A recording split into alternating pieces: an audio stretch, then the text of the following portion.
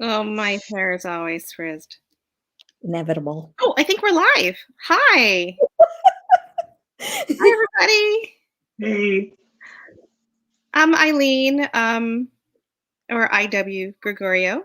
So excited to have you guys here discussing this topic, which is so near and dear to all of our hearts. I'm going to pass it to Naomi. Hi. Yeah, I'm Naomi Kanakia. Also happy to be here. Hi, I'm Sona Charapatra, she, her. Also happy to be here talking about mental health in Asian communities today. Yeah, and Kelly Lloyd Gilbert is going to be hopping on really soon. But I guess while we're waiting for her, we can talk about our books, which would probably bore her since she knows us all. So I am Eileen, and I'm here to talk mainly about my most recent book. This is My Brain in Love, which I like to call my happy book about mental illness. And it's also been described as a foodie rom-com, and it's structurally, like the plot of it is about two teens trying to come together to save a family's Chinese restaurant. But more broadly, I like to think about it as a book about happy book about mental illness, because growing up in upstate New York as an Asian American in a first generation immigrant family where concepts of mental health were really taboo. I never grew up with a language to talk about, anxiety and depression. I feel like I never even really knew what language to use, like how to identify within those. And I feel like many books about mental illness are really focused on death by suicide, and so they're really focused on that final act when there's a lot of dialogue and conversation to be had about all the things that can happen before you get there, and ways to intervene and ways to address things at an earlier state. Well, I guess we can go clockwise, so I'm going to pass on to Naomi again. Hi. Yeah, I am Naomi. I'm the author of these two books, Untitled here, and We Are Totally Normal. Sorry, I don't do Zooms that often. I'm like everybody else, so forgive my poor Zoom environment. In both these books kind of have themes of substance abuse. I myself am 10 years sober, and there's also anxiety and depression in there, but there's a lot of substance abuse. That in terms of, I don't know, like I would say that like I had no awareness of substance abuse or alcoholism or whatever as something that could like happen to me or somebody that I knew of or knew. Like I was like, I remember I got to college and I started, like, my parents would be like, oh yeah, we drink, but we never get drunk. And I was like, okay. So I got to college and I took my first drink and I was like, wait a second. My understanding of like what this does to you is just completely off. Okay. I guess I'm next if we're clockwise. I'm Sona Charapatra. I'm the co-author of Tiny Pretty Things, the series, now on Netflix, and Symptoms of a Heartbreak. I don't know, like, how to hold this exactly. So the interesting thing is, when I signed up for this panel, I was thinking about Symptoms of a Heartbreak because she's a teen girl genius, the youngest doctor in America, and she has undiagnosed ADHD, which I was diagnosed with last year. So that's been a fun journey. But then I got to thinking, and Tiny Pretty Things is pretty fraught with mental health issues, disorders, eating disorders, yeah. Substance abuse, anxiety, depression. There is I don't know if this is a spoiler, but Shiny Broken Pieces also deals with an attempted suicide. So, yeah, but that didn't occur to me until much later, which obviously we can talk about too. Kelly. Hi, I'm Kelly Lloyd Gilbert, and I forgot to have my books in front of me, even though I do Zooms all the time, unlike Naomi. I am the author of Conviction, Pictures in the Light, and my most recently released book, When We Were Infinite. And I feel like they all really deal with mental health in various ways. I think one of the biggest things that I find myself writing about kind of almost all the time is like anxiety and specifically panic attacks I write about a lot. I remember I started getting them myself when I was like, I was in 3rd grade. So probably like 8. It was really good. And the thing is, like, I thought I was dying because I'd never heard of them before. I was like totally unaware they existed. Oh, Eileen has my books. You're the best, Eileen. And so I like hid this like secret from everyone that I was like secretly dying, which is what I thought. And I didn't actually learn until I was in college that like what this was. I just thought I was like slowly like deteriorating, dying, and like eventually one day I would just like it would be the end of me. And I think now there's kind of maybe more like mainstream awareness of those, but I think still it maybe doesn't like penetrate to like everyone's knowledge. So that's one thing I'm like really passionate about writing about, is just awareness about anxiety, panic attacks, like what they are, how you can have them, etc. Yeah. I feel so so we are all 4 of us parents now, right? So and I feel like I have to bring this up because that's sort of like what prompted me to write my book. Because for like I sort of mentioned before, growing up, just the topic of mental illness was so taboo, and I feel like in many first generation immigrant families, or even second generation immigrant families, anxiety and depression are considered American illnesses. Like people who are struggling to live, survive, don't have the time to think about these things. And one of the reasons why I wrote This Is My Brain in Love, because I am still working full time. Like I had like the book that my second book needed to be a book that I felt so strongly about that I was able to neglect my children to write. So and be sleep deprived and like kill myself to write. And I really, really wanted to depict this for my kids, and because I don't think I grew up with my grandparents, and I was on medications twice before my grandfather died, and I never mentioned it to him.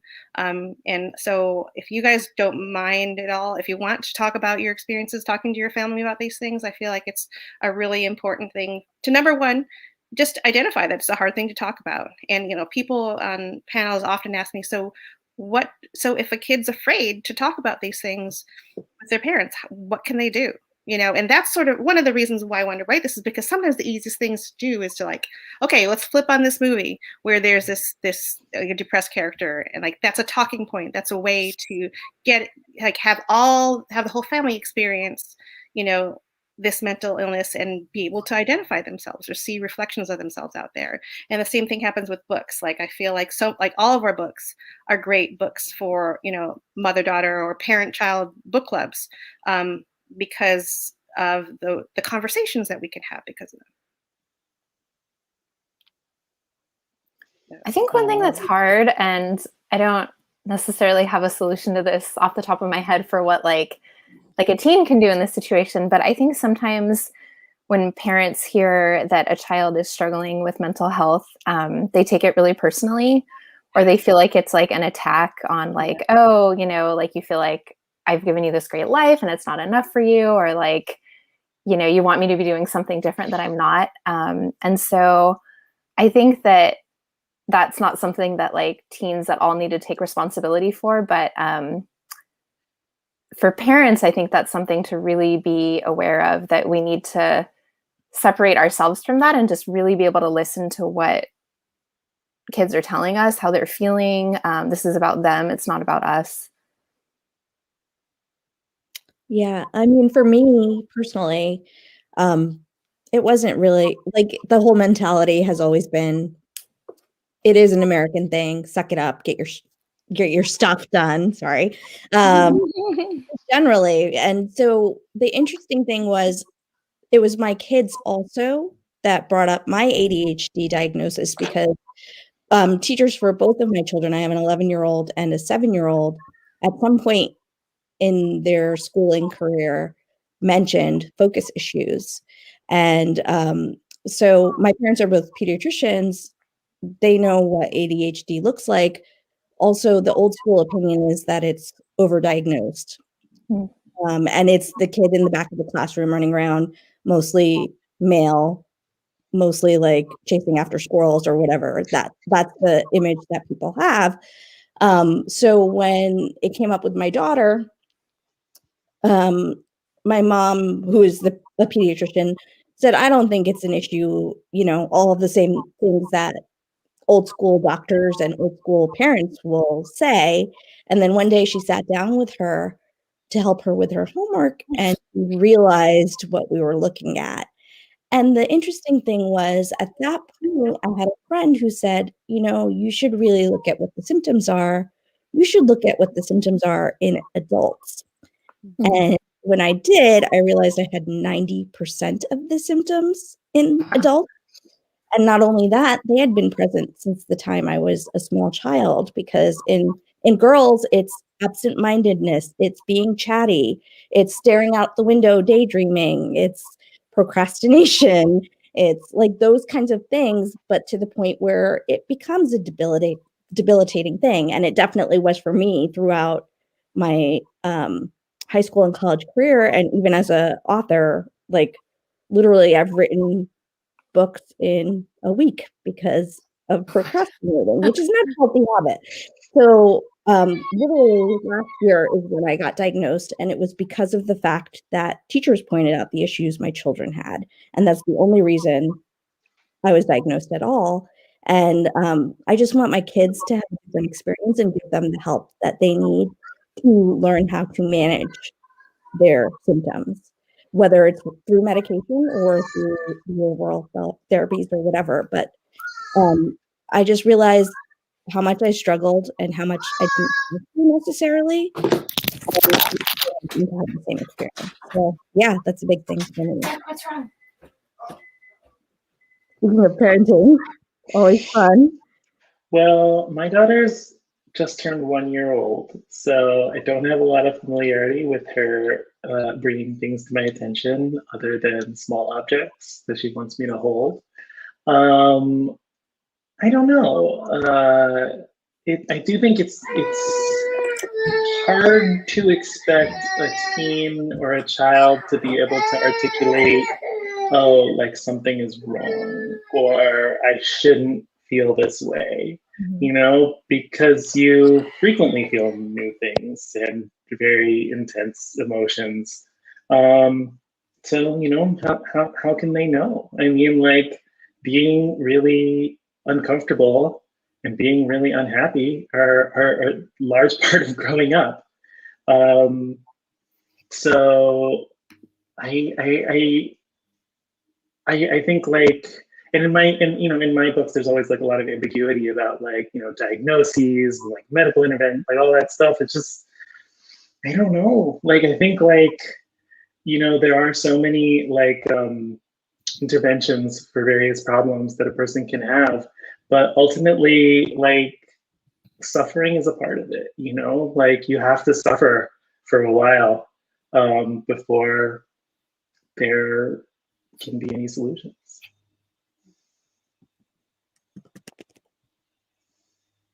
That's really depressing, but true. And so let's talk about suffering. So I feel like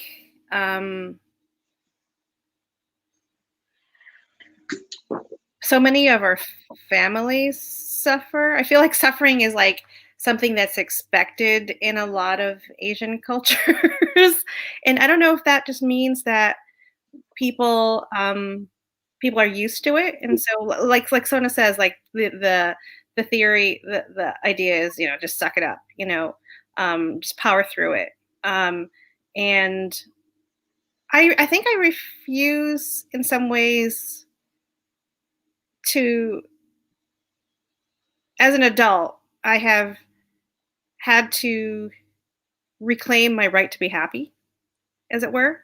And yes, obviously, some things are developmental, and the hardest part in allowing people to access treatment is understanding how much is enough.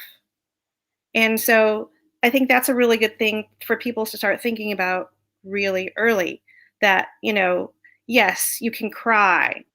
Crying is okay. Crying is catharsis. Crying is not a sign of weakness necessarily, but it can be a sign of strength. It can be a sign of empathy, of the fact that you are opening yourself up to emotions. And so that kind of suffering in many ways, like I cry all the time. So I encourage, well, I don't encourage my daughter to cry, but you know what I mean? I'm glad that she can do it and that she can do it in front of me.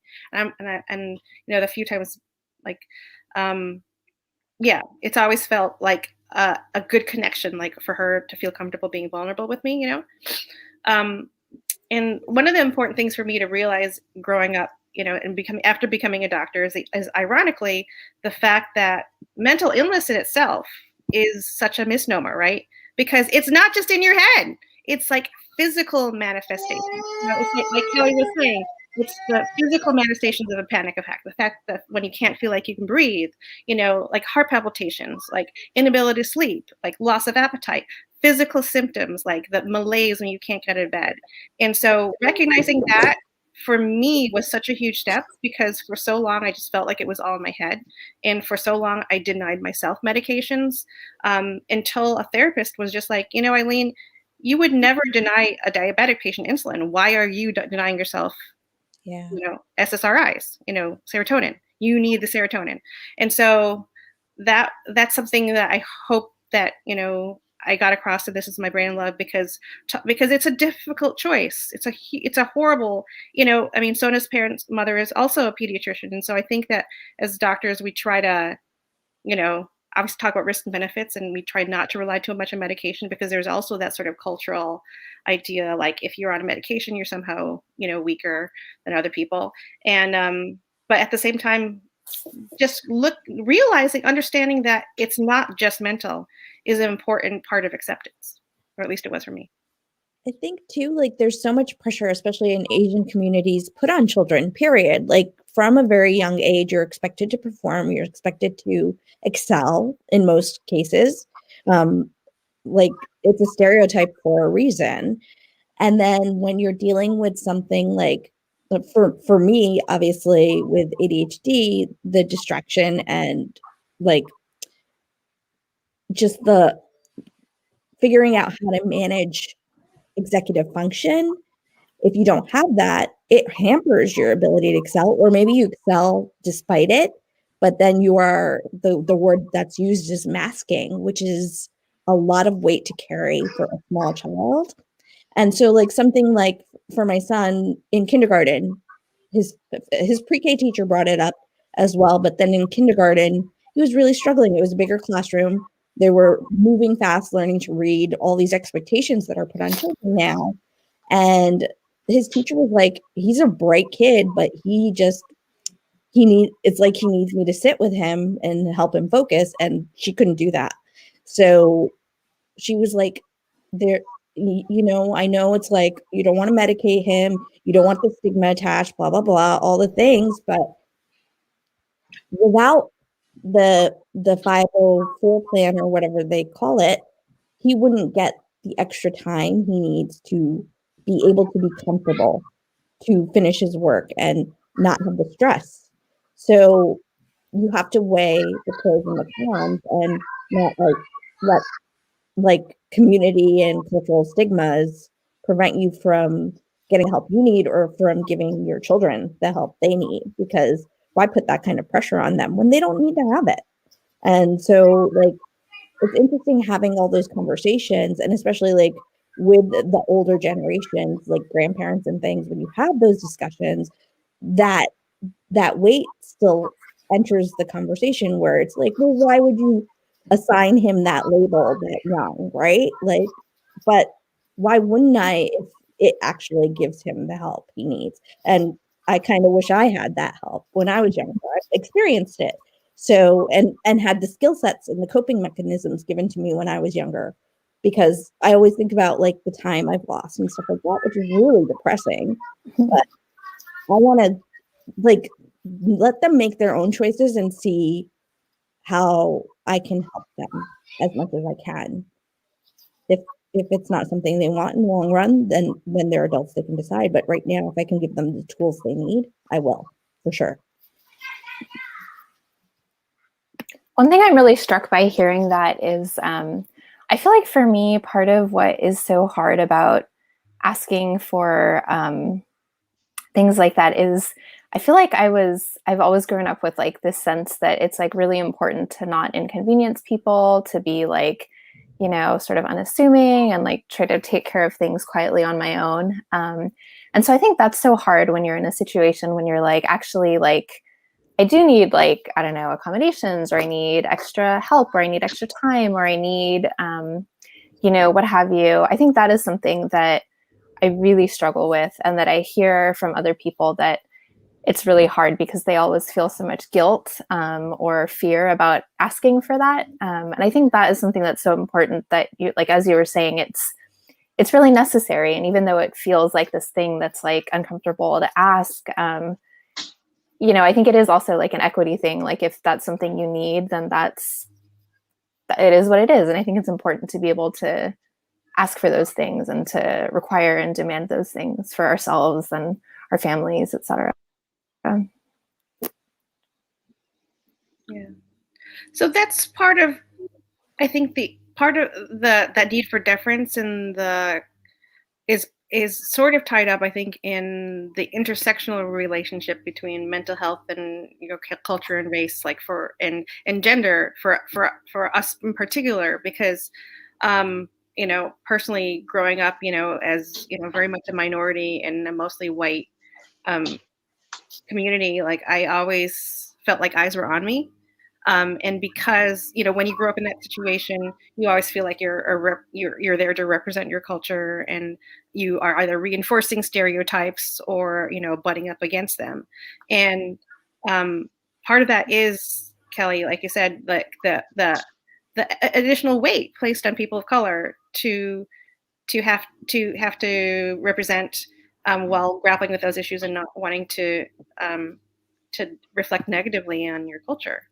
And that's it's you know, looking back, I'm just like, no wonder I hit it. No wonder. And I'm hoping to liberate that a little, that we are able to liberate that a little bit with our books. Mm-hmm. I mean, but at the same time, it's like it's tough love, you know, like there's with the argument in the YA world recently about asking for accommodations for, you know, disabled authors from their agents and their editors, and like substantial pushback people face. It's like, I don't know. I feel I still feel like, you know, in a way this is hard for me because it's about teens, and like teens can't do things by themselves. You know, I mean, they can topple galactic empires, but they can't like make a doctor's appointment. So they need help. But like with my stuff, you know, I did deal with it all myself, and like there wasn't anybody necessarily to help. And like I did always have to like advocate for myself and be like, no, this is what it is.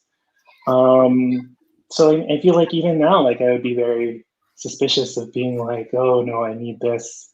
I don't know. It's just like it's yeah. I guess like maybe it shouldn't be that way, but it's definitely like, you know, where I come from. You know, Naomi, you brought up a really interesting point in that teens are not allowed to make certain decisions for themselves. I had a conversation with somebody recently who talked about they were in a group at school for kids with mental health issues, and something came up with suicidal ideation, and that the advisor called their parents, and the parents hadn't known that they were in that group, and this is someone of Asian descent. So it became a really fraught issue within the family, and obviously they were within that group for a reason, but then their parents removed them from that group, and they needed the help. So it's really very it's you're right. It's so hard when you're a child or a teen because you don't have the option necessarily to get the help you need without the parental supervision or guidance. So it's like, what do you do in that kind of scenario, especially when your community is not one where you have easy access to those kinds of things through other resources?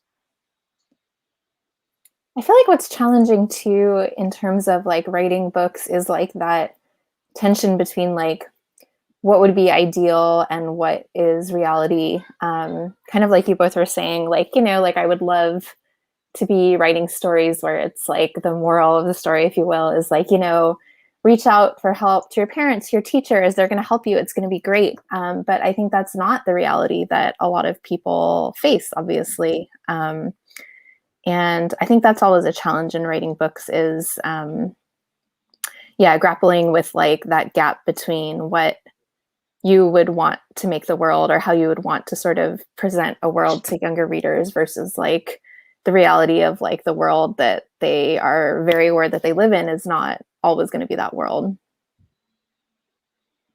Yeah, it's how do we start to shift that and like really, I guess it's part of it is breaking the generational curses. I always find that phrase very dramatic, but it's literally like what we have to do, like in order to shift how the next generations experience the world. We have to start making those decisions for ourselves and for our children.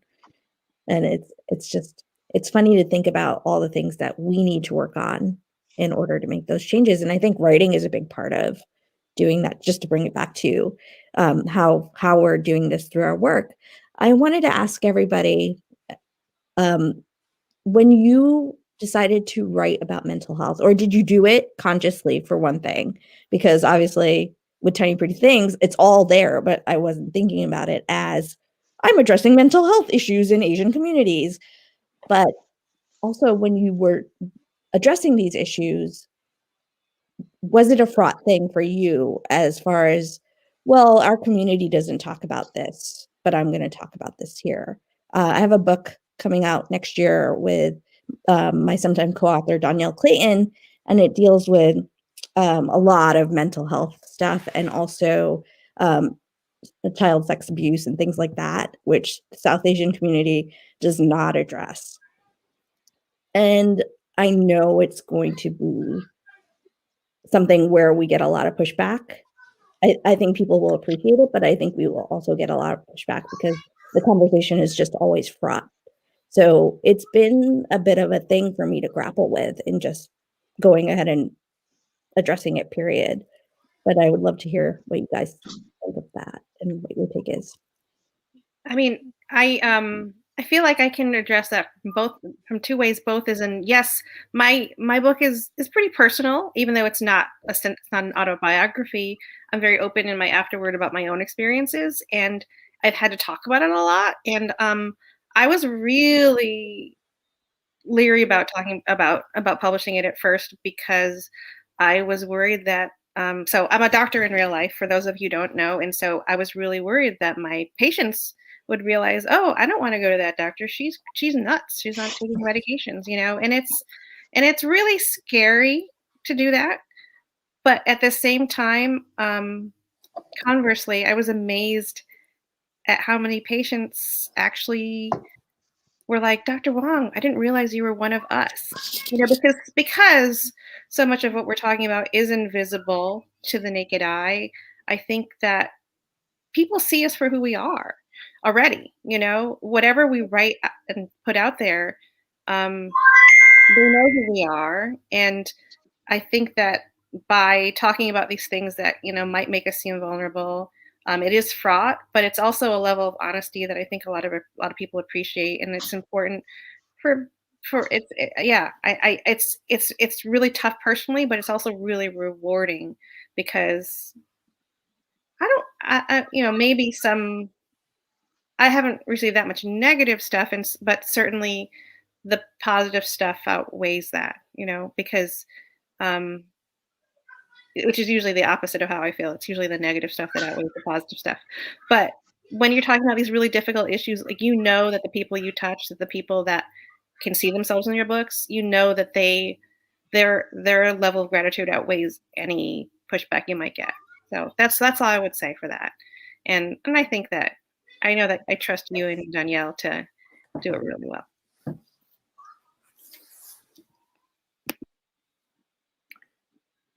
I don't even know if I consciously am like, I'm going to write about mental health so much as like, you know, like I feel like I can I can imagine into like what it would be like to be like a murderer or whatever, but like I genuinely can't fathom like what it would be like to like, so like my mom and my grandma, they're both people where if something happens, they're like, oh, don't worry about it. Like, I'm just not going to worry. And like, I'm always like, what? Like I genuinely cannot, like, I just can't even fathom what's that like. And so I feel like for my characters, like, that's one of those like ways I just like really can't imagine into another life. Like I just can't imagine into an existence where you're not anxious about anything, you're not depressed. Like, so I think that's always going to be something I'll be writing about, just because it's so much a lens of like how I see the world, and how any character I feel like I could really get into would also see the world, unfortunately. Yeah, I kind of feel similarly. I'm like, for me, it's like hard to imagine. Like, I can imagine being sober, but like being someone who's not tempted to drink heavily is like just very difficult for me to imagine. So, like, I definitely can write characters who don't drink because they have like don't have the opportunity, or like who have stopped drinking. But like, I just like in the characters that I like choose to make my protagonists. It's just like kind of goes there. It's just some. I mean, it's just someday I'll do something without those themes. In terms of like, I mean, I don't know. I like the feeling that, well, first of all, I don't worry about any personal stuff. Like every like month or so, my mom is like, "Oh, you probably shouldn't write online about like this or that." It's like your editor, somebody could get mad about this. I'm like, yeah, probably. Like it's definitely not crazy. Like people get mad about stuff people put online all the time.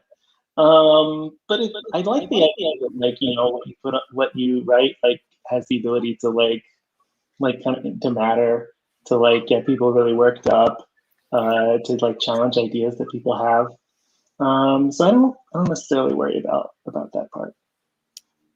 Yeah, because I mean, like our very existence is a political act, I think, for all of us right now, especially.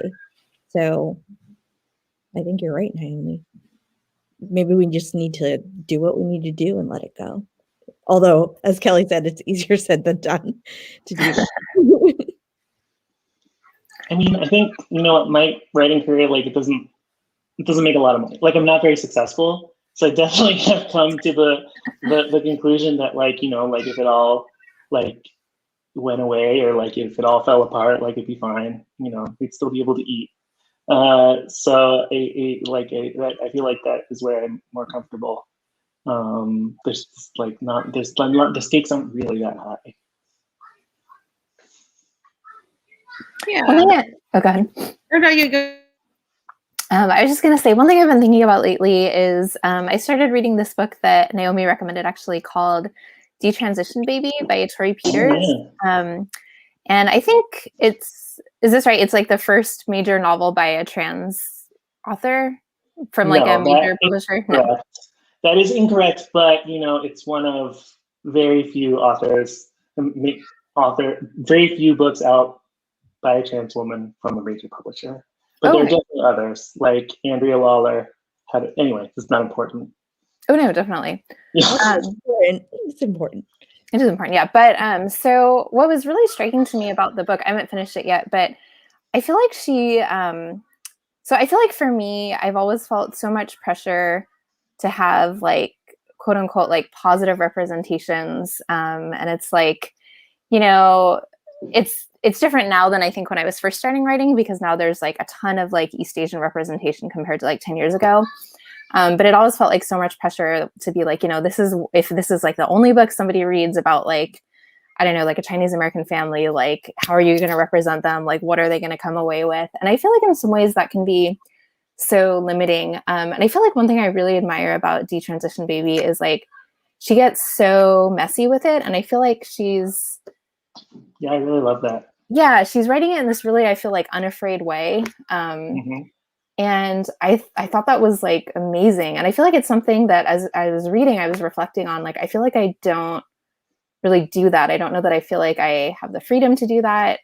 So I would love someday to hear from her about like, I don't know how she let go of those expectations. Maybe she never felt them to begin with. I just thought that was so amazing in that book.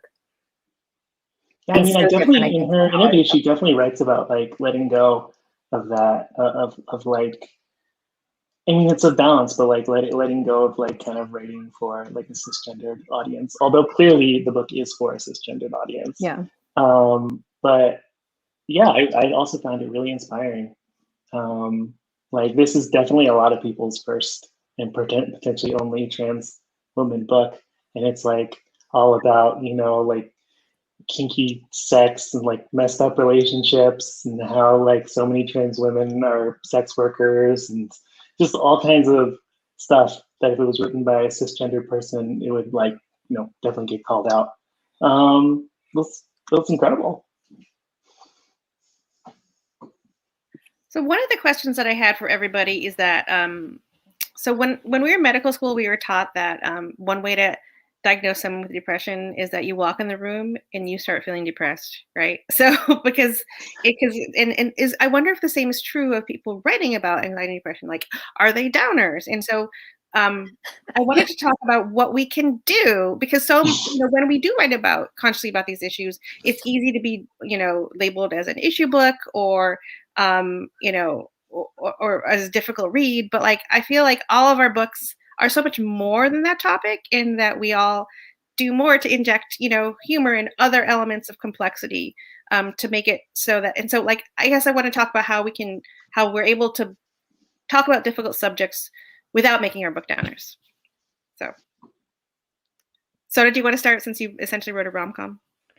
Well, I was just thinking about that because I've had this conversation a couple times in the last month or so with people, and actually in the context of specifically writing Asian stories and South Asian stories as well, where rom-coms are the trendy thing right now, right? Like that's the thing that's selling. But if you look at something like this, it's about love and death, and it's actually more of a coming of age story than anything else.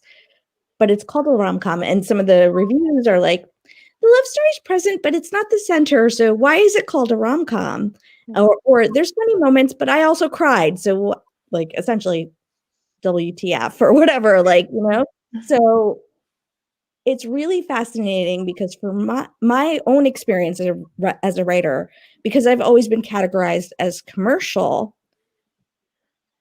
people don't talk about the issues that are in the books because it's a rom-com or it's a school set mystery thriller, dance drama. So like I get that language, and then people don't realize what else is in the books. And there's a lot of meat there, I think. So I'm always on the other side of that spectrum.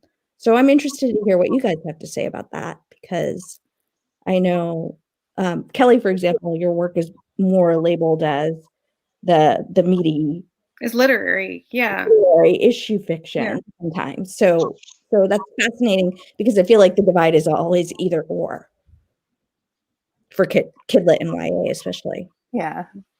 So for my last book, so I've been writing this book for like 10, 12 years. I've been writing it forever, and it's always been my like friendship book, and it's like about how like, I don't know, like you can like meet these people at this like early point in your life, and like the ways that they like see you and are there for you, like that can reverberate through your whole life. That's always been like the heart of it for me. And I was writing it on this like horrible schedule, and I had to do the bulk of it when my last baby was like 2 to 6 weeks old, and I was like having like massive like postpartum like anxiety and depression. And but I was like, great, this is like my hopeful book, it's great. And then the reviews started coming back, and everyone was like, this book is effing devastating. And I was like, oh no, like that was like not what I was going for here. And like literally all the early reviews were like, this book is like stabbing your heart like for 200 pages in a row. So in that sense, I think maybe it is going to get labeled like a downer book. But I do think that like, I think one of the sort of hallmarks of YA is that like books do end on like a hopeful note, which I think is true kind of only of like YA and children's books, definitely not obviously adult books.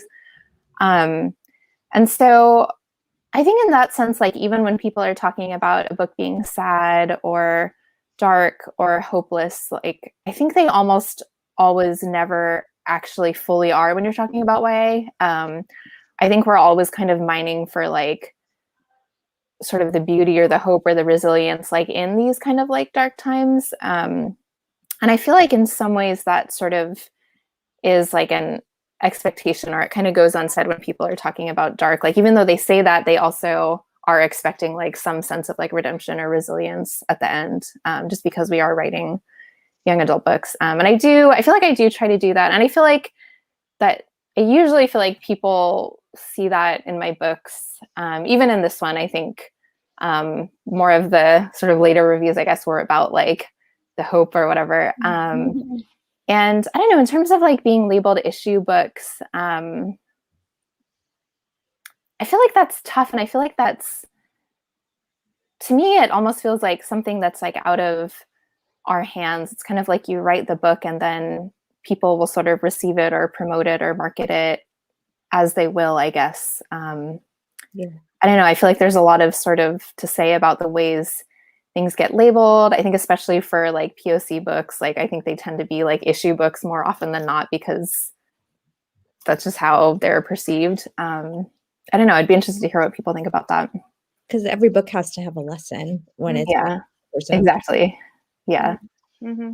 Mm-hmm. Yeah, I mean, with my books, they always get called important. Like there's always like, I think like, I mean, in your books also, there's often like people are like, this is important. This is an important book.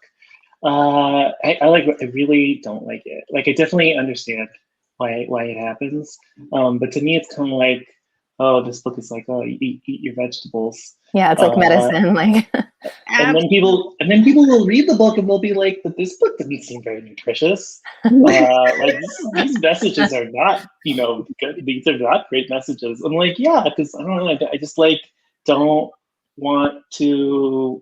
I don't know, like if you just come to the end of the book and it's like, oh yeah, drinking is bad, then it's like they already knew that, like you didn't need to read a whole book to read that, to get that.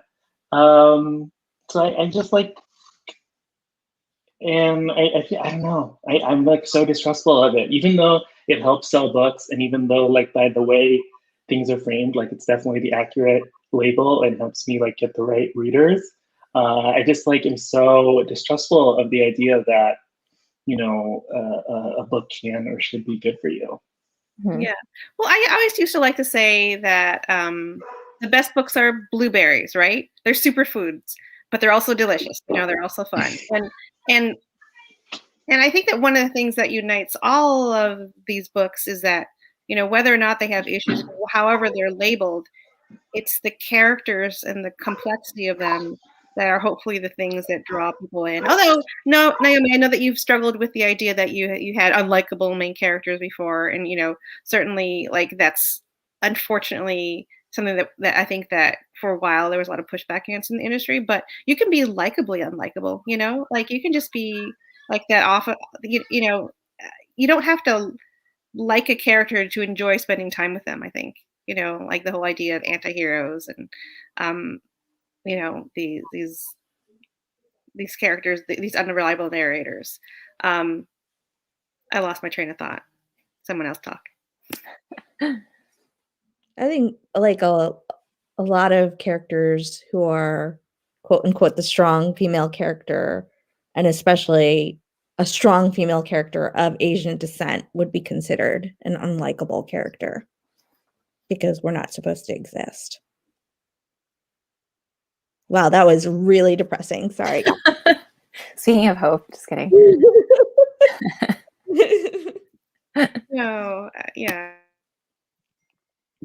I will say that Kelly, your books are not all downers because, like we're saying when I was talking about like suffering. Okay, suffering. There is suffering in our books, but like sometimes a good cry, the catharsis of a good cry is just as like can in the end be just as joyful as any other emotion, any other strong emotion, right?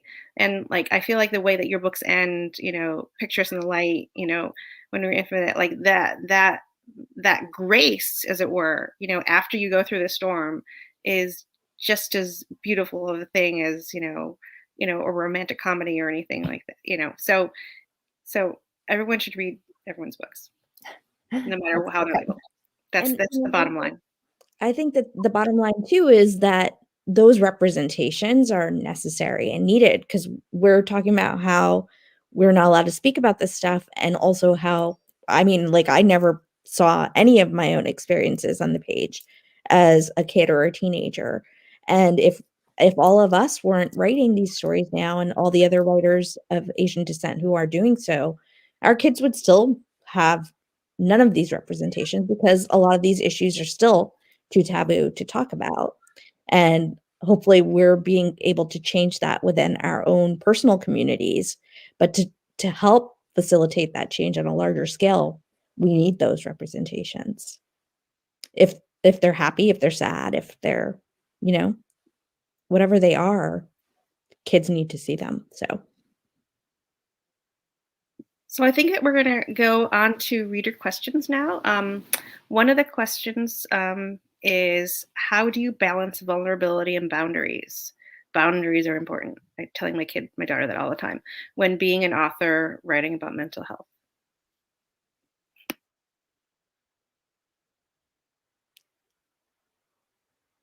One thing for me that I haven't really found like the perfect way to do this yet, but I try to be so clear, at least to the people, I guess, in my life, that like I'm literally never writing about like them. Like I never base characters on people I know. Aside from like, obviously, you're writing from your own experiences. So in that sense, you're like always like writing kind of about yourself, but like I never base characters on myself, even if they have some shared experiences. And I feel like that's actually also why my first 2 books were male characters, because I just really wanted to be so clear about like, this is not me. This is not a book about me. This is not a book about you. But I found that people always find like the tiniest things and they're like, this is about me. Like in I think it was in my second book, the main character's parents like never turn on the heater because they want to save money. And my parents were like, this is about us. Like, we're these parents. Even though like in other ways, they're like not at all like the parents in the book. And so I think that for me is like one thing that I feel really strongly about, is making it clear that I'm not writing this like window into like my own life or my own thoughts. Like I'm writing characters who I've, made up, and I'm not like writing about me or the people that I know. One of the important things for me going in and writing, in terms of like when we talk about vulnerability to comments in feedback, I think is maybe at the heart of this question for me, because putting yourself out there anytime you write a book, it's really, really freaking frightening, but especially when it's an area where you are exposing your soft underbelly. I think the important thing for me to remember when I get some types of feedback is that everyone's experience with mental illness is very different, because I know some people are like, people are too happy in your book. This is supposed to be about depression. They're too happy, or they're like, this came out, or like, another feedback I saw once was that, suddenly everything was okay, and then suddenly they got sad, and like, how did that happen? And I'm like, yeah, realizing that everyone's experience is going to be very different is one of the ways I've been able to process the whole rigmarole with the publishing process. As you're never going to be everything for all people, and understanding that is vital to my own mental health, because I can be quite sensitive to criticism and to negative reviews, and also never looking at Goodreads.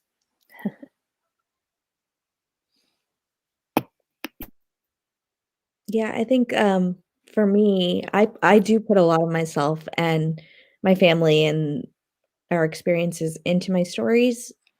And I think that's because I never, like, I know I've said this already a couple times on the panel, but I never saw that representation. And the interesting thing is, like, for example, with my last book, Symptoms of a Heartbreak, she's a teenage girl genius doctor. I wrote the book because I didn't become a doctor, and my parents were doctors, and they really wanted one of us to become doctors, and none of us did. So it was like sort of like my homage to them in a way. And there's a lot of cultural stuff and family stuff in that book And my mom cried when she read it because she was like, that's also the first time she saw that kind of representation anywhere in the media, like in a book on screen. She's never seen it. So it hit home for her in that way. And so I feel like I sort of don't have that many boundaries as far as what I put on the page, but drawing the lines as far as interaction with the feedback is where, like Eileen said, stay off of Goodreads, because there's no way any one of our stories could represent all of our community, period. But we will always hear the feedback that this is not my experience, so it's wrong. So we just need to protect our own mental health in that way from this industry, which can be sort of excruciating in a lot of ways too. So I think that's where I draw my lines.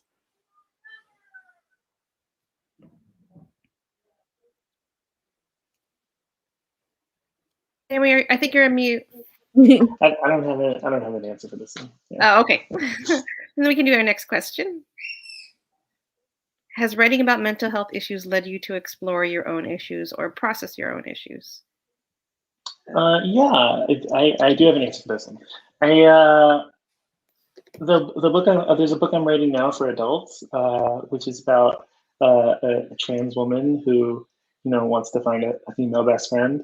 In on one of the earlier drafts, it was a cisgendered woman, and I sent it to, and I was still like identifying as a man, and I sent it to a friend, and she had just had a really negative reaction to it, and was like, "Oh, this is like appropriative," and like da da da, and I was like, fair enough. And I was kind of like, in 2020 or whatever year it was, 2018, you can't like wall off who people perceive you as from your work.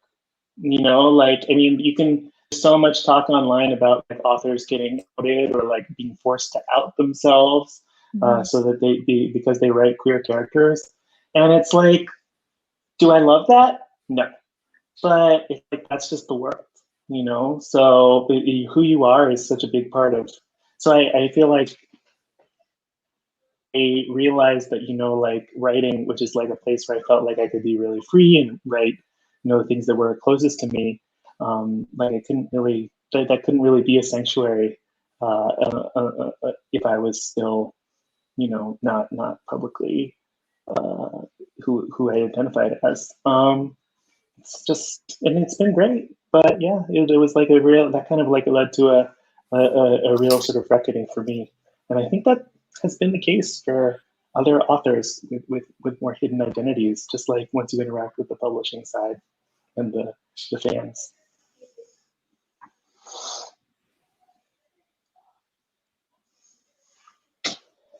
I mean, for me, certainly it has, because I think the mental health issues and stuff like that were always on the page, but also, so like, as I mentioned, I got diagnosed with ADHD last year, and like the information I was gathering about that and going through the process was as I was writing Symptoms of a Heartbreak.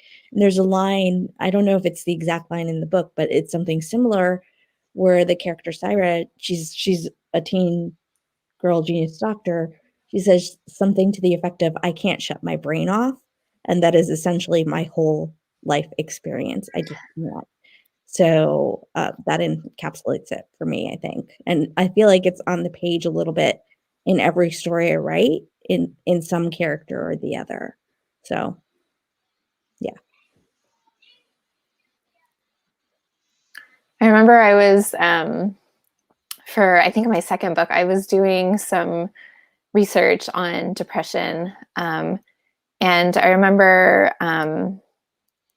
I was like sharing with a friend who I'd grown up with, who went to so I went to school in the Bay Area in this like really high pressure environment. It was, my school was like probably like 55-60% Asian American. And it was just one of those like really intense schools. And I remember anyways, I was sharing with my friends like something I don't even remember what it was, but somehow we came across like symptoms of depression, and she was like, that can't be right, because then like everyone we grew up with was probably depressed. Like, and we were like, wait a second, like what if everyone we grew up with was like actually pretty depressed in this like really intense environment?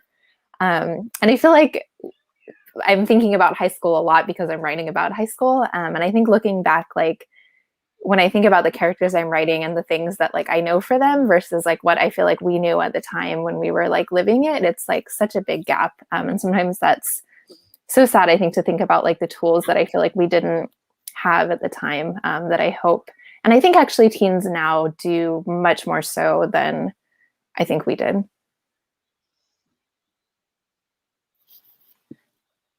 I'm with all of these people that I definitely help. Writing is a little bit therapy for me, and able to it's a way for me to get things on the page and things. And when my character does something that I've experienced, I'm like, oh, I get it now. I get it a little bit more, because you separate yourself when you put it out there and realize it's always easier to diagnose something in someone else than yourself. And so that's kind of what people do when they write a character. Is there next question? Great. Do you have any advice for Asian American families or educators who's like to use your books to talk about mental health with young people? No, I don't have any advice about that. Good luck. I mean, my only advice would be that no one book can encapsulate the entirety of an experience. So I would read broadly and have discussions for sure. Yes. Yeah, absolutely. I mean, or what's there are books like Kelly's where almost every character is Asian, which I think is so great in showcasing the diversity within the diversity. Mm-hmm. So I think things like that, or Love Boat Taipei by Abigail Hing Wen, like it's an all Asian cast, and like any book like those where there's multiple representations is really, really key. But I think that the idea of the fish out of water, the people who are often pigeonholed by their identity, that's important too, because that's what a lot of people experience in different environments. And so I think having both lenses is important. In terms of actual advice on what you can do is, I think that it is really important for families to share media together, because it can be a conversation point. It can be a jumping off point. So if there's a student that you're working with who is struggling, maybe like suggesting a book to the parent first, and then to the kid who might be more or less likely to read it, or to use it as a jumping off point, I guess, is really helpful. Talking about celebrities too. I mean, for instance, like in Korean culture, there's a huge conversation about celebrities who've died by suicide. We're in some ways, not blessed is the wrong word, but people are becoming so much more open about mental illness, even in circumstances when they should be satisfied with everything. When Michael Phelps came out to talk about his depression, I mean, this is like the most decorated Olympic medalist in history, and the fact that you can be successful in a given field but still grapple with these things, that's an important jumping point, especially for cultures where success, and like being that doctor or being that lawyer, doing this and that, or having this sort of education is very emphasized. It's important to know that even people who are, quote, successful can, have to deal with these issues.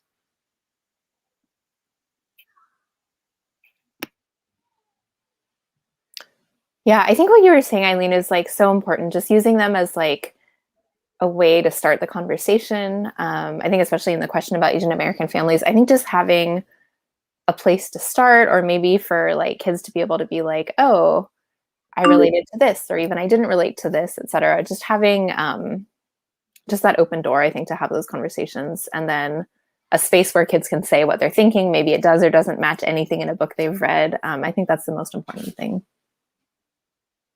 There's a great resource for people of color with mental health issues called 4 is in the number, and then N is in the letter, bodies, 4 in bodies. It's like a weekly, monthly newsletter that specifically gives advice. Like on my website, if you go to my website, there's a link to them and a link to a blog post with like questions that people can, process before they talk to their families about their own families. I can put a link to it in the comments, I think. But maybe I can't. Never mind, I can't.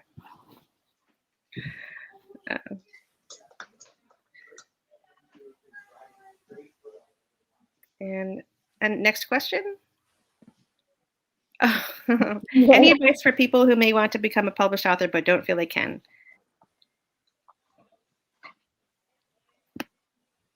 You definitely can. It's yes, Rahul has Naomi has an amazing book coming out. Oh yeah, I just wrote a book about this. I have my guide that comes out, but more generally speaking, it's like you definitely can. I mean, it's pretty difficult. It takes like 5 to 10 years of work. Although a surprising number of teenagers manage to publish YA novels. I don't know who these go-getters are. They start writing at 6. The Cody Keplinger types. Yeah, they're like, whenever you're like, oh man, you're like a prodigy, they're like, they get really offended. They're like, no, I started writing when I was 11 and I put in 5 years just like everybody else. I'm like, girl, please. We were all doing things when we were 11. Anyway. My kid has been writing picture books since he was 2, and he likes to tell people that he has more books out than mama. So no Asian family pressure there, but there you go. Yep. That's great. Yeah. I mean, the advice is always, read, and write. And there are a lot of great, like right now on Twitter, for instance, you talk about Twitter, there's pitch wars on Twitter. There's such easy access to agents on Twitter nowadays that it's actually, the first step is to actually write the book. And so that is the hard part. It's to edit and edit and edit and edit. Yeah. But getting the first draft out is in some ways the hardest part, because you can always make it better. But so, I mean, my advice is always just to set an hour a day to write and just do it until you're done with the book. Just the discipline of it is really important, because it's so easy for other aspects of your life to just take over. Like as well as anybody, knows how important it is to just carve out a little bit. It doesn't matter how long it is, but if you just do it every day, eventually you'll have a book. And I think the thing to remember is that you have something to say and that other people want to hear it, because they can probably relate.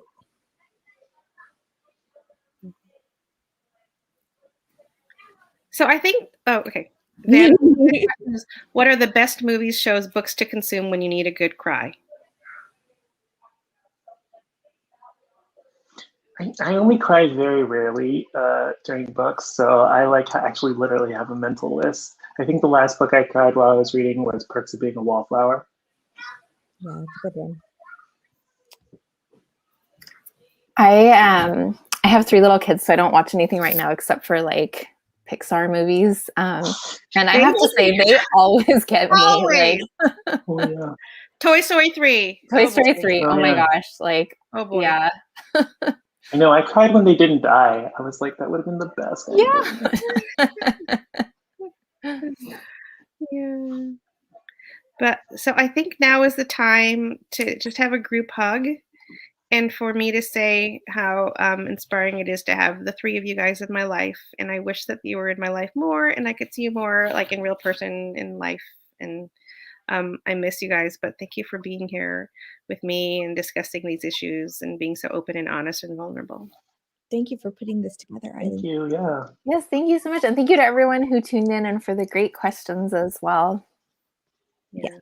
And all of our books, there are links to them in the comments. And if you buy them, we'll be able to write more of them. So that's your incentive to not buy them, not only for yourselves, but for the people in your lives who you want to have these conversations with. And, it's funny. People always ask me what my brand is. And like, obviously I don't write vampire novels and I don't write fantasy novels, but I do like to say that I like to write books that start conversations. And I think that's true of all of us, that we are all bridges. You know, we are all people who write for a reason. You know, I was once on a panel with, you know, a male white author who, when Danielle Clayton and I talked about the work we put into our book, said, "Wow, you guys really do a lot of work when you write. I just write whatever comes to mind." And I had a lot to say about that. And I had a lot to say about how proud I am about the work that I do and about how I think about the stories that I put out in the world. And thank you for everyone who's here for reading those stories and for talking about them. Because you know, the more we talk about these issues, the less the taboo will be in the future, the less stigma our kids will have to face when they're out there in the world, hopefully being open about who they are, and the less shame there is. So thank you all. Thank you. Thank you. Thank you.